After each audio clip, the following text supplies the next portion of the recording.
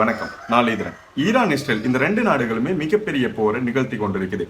உலக நாடுகள் பார்க்குற விஷயத்த பார்த்தீங்கன்னா, இந்த 2 நாடுகளும் போர் புரியுதால 3வது உலகப் போர் வந்துருமோ என்று ஒரு அச்சத்துல இருக்கிற டைம்ல, நேற்று இரவு அமெரிக்கா ஈரானுடைய முக்கியமான 3 தளங்களை குறி வச்சு ஒரு தாக்குதல் நடத்திருக்குது. இதுக்கு பதிலடியா ஈரானுடைய சுப்ரீம் லீடரான அலி ஹமீனி ஒரு விஷயத்தை தெரிவிச்சிருக்காரு. நாங்க அமெரிக்காவினுடைய கப்பல்களை குறி வச்சு தாக்குதல் நடத்தும், அதையும் தாண்டி ஒரு மிகப்பெரிய அழிவினை அமெரிக்கா சந்திக்க போகுது என்று ஒரு விஷயத்த சொல்லியிருக்கிறார்.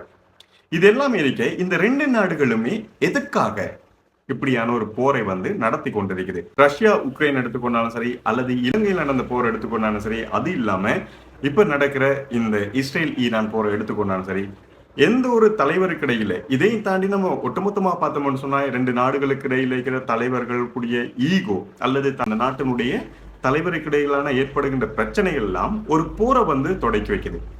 இந்த போர்ல இறந்து போறவங்க அல்லது அழிவடைஞ்சு போறவங்க யாருன்னு பாத்தீங்கன்னு சொன்னால் சாதாரண பொதுமக்கள். இந்த ஒரு விஷயம் தான் இப்ப இஸ்ரேல் ஈரான்ல நடந்து கொண்டிருக்குது. சோ போர் என்ற விஷயம் எந்த நாடுமோ எந்த மக்களுமோ, அதாவது நாட்டில் இருக்கிற பொதுமக்கள் எதிர்பார்க்கிற ஒரு விஷயம் இல்லை. 2 நாடுகள் எடுத்துக்கொண்டுமா, அந்த 2 நாடுல இருக்கிற தலைவர்கள் தங்களுடைய ஈகோவை டச் பண்ற ஒரு முறையில் இந்த போரை நடத்துறாங்க. சோ இதனால பொதுமக்கள் தான் பாதிக்கப்படுறாங்க. இதுதான் ஒரு முக்கியமான விஷயம். இப்ப நான் இந்த வீடியோல சொல்ல போற விஷயத்தை பாத்தீங்கன்னு சொன்னால், இந்த 2 நாடுகளுமே எதற்காக இப்படியான ஒரு போரை தொடங்குது. உங்களுக்கு தெரிஞ்சிருக்குமா எனக்கு தெரியல. 1948 தான் இஸ்ரேல் என்ற ஒரு நாடே லேண்ட் எல்லாம் வாங்கி ஒரு நாடாக உருவாக்கப்படுது. இதுக்கு பிறகு பாத்தீங்கன்னு சொன்னால், இந்த 1948 இருந்து 1979 வரைக்குமே ஈரான் இஸ்ரேலுக்கு இடையிலான ஒரு நட்பு உறவு தான் இருந்திருக்கு. இந்த 2 நாடுமே ரொம்பவே நெருக்கமான நாடாக.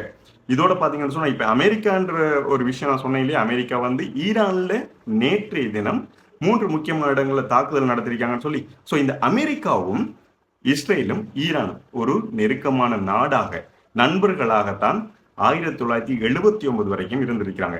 இந்த 1979க்கு முதல் பார்த்தோம் என்று சொன்னால், இஸ்ரேலுக்கு உரிய இந்த எண்ணெய்கள், பெட்ரோல் வளங்கள் இப்படியான விஷயத்த ஏனைய அரேபிய நாடுகள் கொடுக்காம நிறுத்தி வச்ச டைம்ல ஈரான் இஸ்ரேலுக்கு தேவையான எண்ணெய் வளங்களை 70% பூர்த்தி செய்யற அளவுக்கு கொடுத்திருக்கிறாங்கன்ற ஒரு முக்கியமான விஷயம். இதே டைம்ல இஸ்ரேல் என்ன பண்ணிக்காங்கன்னு பாத்தீங்கன்னு சொன்னால், ஈரானுக்கு தேவையான ஆயுதங்களை ரெடி பண்ணி கொடுத்திருக்கிறாங்க.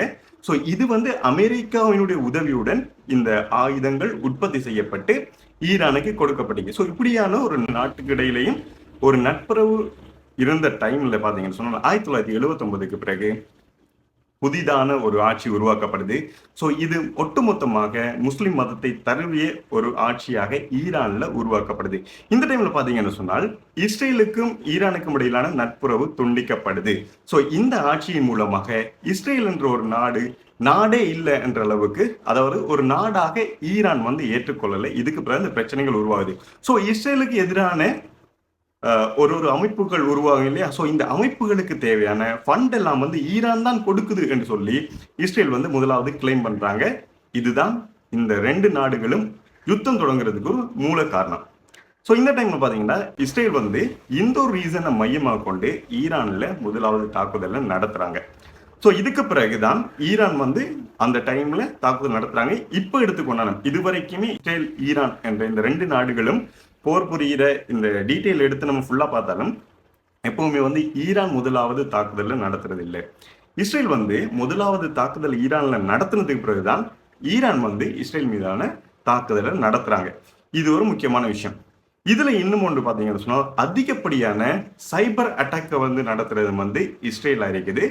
நான் சொன்னேன் இல்லையா, அந்த 1979க்கு முதல் பாத்தீங்கன்னு சொன்னால், இந்த 2 நாடுகளும் நட்புறவு இருக்கும்போது இந்த ஈரானுடைய படைகளுக்கு இஸ்ரேல் பயிற்சிகள் கொடுக்கறதும், இஸ்ரேலில் இருக்கிற போர் படைகளுக்கு ஈரான் பயிற்சிகள் கொடுக்கறது மாதிரி தான் இவங்களுடைய நட்புறவு அந்த டைம்ல இருந்திருக்குது. ஆனா இப்ப இந்த 2 நாடுகளும் தான் போர் புரிஞ்சு கொண்டு இருக்கிறாங்க. இப்ப பாத்தீங்கன்னு சொன்னால், இஸ்ரேலினுடைய லீடர் அல்லது பிரைம் மினிஸ்டர் என்று சொல்லப்படுகின்ற நேட்டானியாகு இவர் என்ன விஷயத்த சொல்லி இந்த போரை இப்ப ஸ்டார்ட் பண்ணிக்காரு கேட்டீங்கன்னு சொன்னால், ஈரான் நியூக்ளியர் பாம்பை உருவாக்குறாங்க. இது ஜூன் மாசம் அந்த டைம்ல எல்லாம் நியூக்ளியர் பாம்பை கம்ப்ளீட் பண்ணிடுவாங்க. சோ இதை தடுக்கிறதுக்காக தான் நாங்க போரை ஆரம்பிச்சீங்கன்னு சொல்லி இந்த விஷயத்த சொல்றாங்க. இதுக்கு பிறகு இப்ப நடக்கிற இந்த யுத்தம் 2 நாடுகளுக்கு இடையிலையும் உருவாக்கப்பட்டு நடந்து கொண்டிருக்குது. இதுலயும் முதலாவது ஸ்டார்ட் பண்ண யாருன்னு பாத்தீங்கன்னு சொன்னால் இஸ்ரேல். அதுக்கப்புறம் தான் ஈரான் வந்து போரை வந்து தொடங்கி இருக்கிறாங்க. இதுக்கிடையில நம்மளுடைய அமெரிக்காவுடைய பிரசிடென்ட் ஒரு விஷயத்த சொல்லியிருக்காரு. இதுதான் ரொம்பவே இப்ப சிக்கலை வந்து ஏற்படுத்தின ஒரு விஷயம் என்று சொல்லலாம். அல்லது உலகத்தில் இருக்கிற ஒட்டுமொத்த நாடுகளும் சொல்ற விஷயத்த பாத்தீங்கன்னா, 2 நாடுகள் வந்து ஒரு போரை தொடங்குறாங்க, பிரச்சனை உருவாக்குறாங்கன்னு சொன்னா அந்த 2 நாடுகளுக்கும் இடையில இருக்கிற பிரச்சனையை கேட்டு தீர்க்கிற ஒரு முடிவு தான் 2 நாடுகளுமே அக்செப்ட் பண்ணக்கூடிய ஒரு விஷயம் வரைக்கும். ஆனால் இதுல அமெரிக்காவுடைய பிரசிடென்ட் அவர் என்ன சொல்லியிருக்காருன்னு பாத்தீங்கன்னு சொன்னால், ஈரானுடைய சுப்ரீம் லீடரான அலி ஹமீனியை வந்து உடனடியாக சரணடைங்க என்று சொல்லி ஒரு விஷயத்த சொன்னதால தான் ஈரான் வந்து எதிர்ப்பு வந்து அமெரிக்காவுக்கு தெரிவிச்சிருந்தது. ஸோ இந்த 2 நாடுகளுக்குரிய பிரச்சனையை கேட்டு அந்த 2 நாடுகளையுமே பேசி முடிவெடுக்காம நீங்க டைரக்டா வந்து சரணடைங்க என்று சொன்னதால தான் இப்ப வந்து இந்த யுத்தம் இன்னும் வந்து வலுவடைஞ்சிருக்கு என்று நம்ம சொல்லலாம். சோ இதுதான் ஒரு பிரச்சனை. இந்த பிரச்சனையை தொட்டுத்தான் மறுபடியும் இஸ்ரேல் ஈரானுக்கான இந்த யுத்தம் வந்து கண்டினியூஸா நடந்து கொண்டிருக்குது. இது வந்து 1979 ஸ்டார்ட் பண்ணப்பட்டு இப்ப வரைக்குமே இந்த போர் நடந்து கொண்டிருக்கின்றது முக்கியமான விஷயம். இதுல வந்து அமெரிக்கா இப்ப தலையிட்டு இருக்கிறால இது வந்து 3வது உலக போருக்கு வழி சமைக்குமான்ற அளவுக்கு எல்லா மக்களுக்கும் ஆச்சரியத்தை ஏற்படுத்தி. ஏன்னு கேட்டீங்கன்னா, ரஷ்யா வந்து இந்த இஸ்ரேல் ஈரான் வந்து பிரச்சனை பெருசாகினால் இப்போது பாத்தீங்கன்னு சொன்னா ஈரானுக்கு எதிராக வந்து அமெரிக்கா சண்டை பிடிக்கிற மாதிரி இஸ்ரேலுக்கு எதிராக ரஷ்யா வந்து போர் புரியறதுக்கான வாய்ப்புகள் இருக்குது. ஸோ இந்த டைம்ல எல்லா நாடுகளுமே ஒட்டுமொத்தமாக இப்படி 2 நாடுகளுக்கும் ஒரு சைட்டுக்கு போய் பிரச்சனை உருவாக்குனாங்கன்னு சொன்னால் 3வது உலக போர் நடக்கிறது ஒரு நிச்சயம். இதுக்கிடையில பாத்தீங்கன்னா அமெரிக்கா இப்பதான், அதாவது இந்த நேற்றிரவு நடந்த தாக்குதல் தான் முதலாவதாக ஈரான்ல நடத்திருக்காங்களான்னு கேட்டீங்கன்னா, இதுக்கு முதலே அமெரிக்கா இப்படியான தாக்குதல்களை நடத்திருக்கிறாங்க. ட்ரோன் எல்லாம் அனுப்பியெல்லாம் ஈரானுடைய முக்கியமான நபர்களை எல்லாம் வந்து ஆரம்பத்திலே கொண்டிருக்கிறாங்க. சோ அமெரிக்கா இது முதல் தரம் இல்ல, இப்படியான தாக்குதல் எல்லாம் வந்து ஈரான்ல நடத்தி கொண்டு இருக்கிறாங்க. சோ நேற்று நடந்தது இப்ப புதிதாக ஈரான் வந்து சொன்ன ஒரு விஷயம் தான் அதிர்ச்சி ஏற்படுத்திருக்குது. ஈரான் வந்து ஒரு வார்னிங் சமிஞ்சியா வந்து சொல்லி இருக்கிறாங்க, அமெரிக்கா வந்து எதிர்பாராத அளவு ஒரு அழிவை வந்து சந்திக்கும் என்று சொல்லி. இது சம்பந்தப்பட்ட உங்களோட கருத்துக்களை வந்து கமெண்ட் செக்ஷன்ல சொல்லுங்க. அடுத்த வீடியோவில் இது சம்பந்தப்பட்ட அப்டேட்டுகளை வந்து நான் ஷேர் பண்ணிக்கிறேன். நன்றி.